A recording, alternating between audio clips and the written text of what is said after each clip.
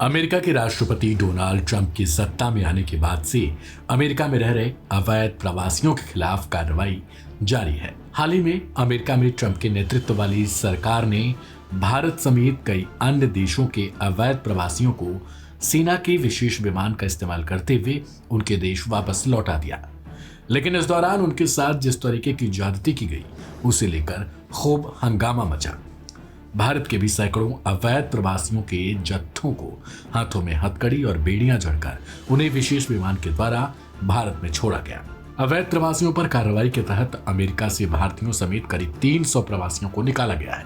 इन सभी को पनामा के एक होटल में रखा गया है।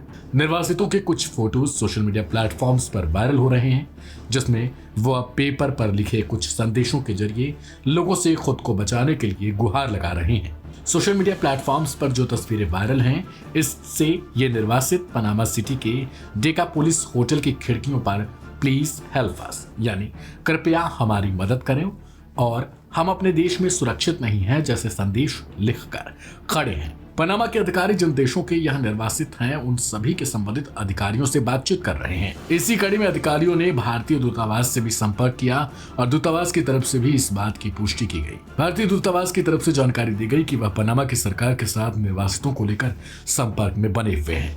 भारतीय दूतावास की तरफ से कहा गया है, पनामा के अधिकारियों ने हमें सूचना दी है कि अमेरिका से भारतीयों का एक समूह पनामा पहुंचा है। उन्हें एक होटल में सुरक्षित तरीके से रखा गया है और सारी जरूरी सुविधाएं मुहैया कराई गई हैं। दूतावास की टीम ने निर्वासितों के लिए काउंसलर पहुंच हासिल कर लिया है।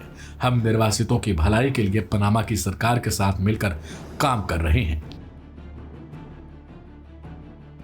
दूतावास ने अपने ट्वीट में एक आपातकालीन नंबर भी जारी किया है।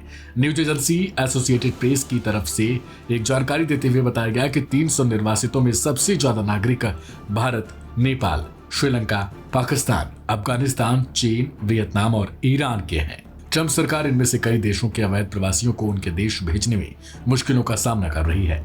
अमेरिका से इन अवैध प्रवासियों को सीधे उनके देश न भेजकर इन्हें पहले पनामा भेजा जा रहा है और फिर पनामा से वो अपने देश जा रहे हैं। इन सभी अवैध प्रवासियों को एक होटल में रखने और उनकी तरफ से मदद की गुहार लगाए जाने पर अब यहाँ के एक स्थानीय मंत्री फ्रैंक ने अपने एक बयान में अवैध प्रवासियों से उनकी आजादी नहीं छीनी गई है जैसे शब्दों का इस्तेमाल करते हुए कहा कि उनकी सुरक्षा के लिए उन्हें हिरासत में रखा गया है। इसके साथ ही उन्हें मेडिकल और खाना की सुविधा दी जा रही है। गौरतलब है कि अमेरिकी सरकार और पनामा में इस बात का समझौता हुआ है कि अवैध प्रवासियों को बाहर करने में पनामा पुल का काम करेगा। इस दौरान होने वाले सारे खर्चे अमेरिकी सरकार वहन करेगी।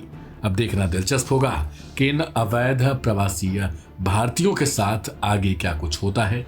क्या इन्हें किसी प्रकार की कोई मदद मिल पाती है या फिर नहीं। इस रिपोर्ट में फिलहाल इतना ही। बाकी की तमाम अपडेट्स के लिए सब्सक्राइब करें लाइव हिंदुस्तान।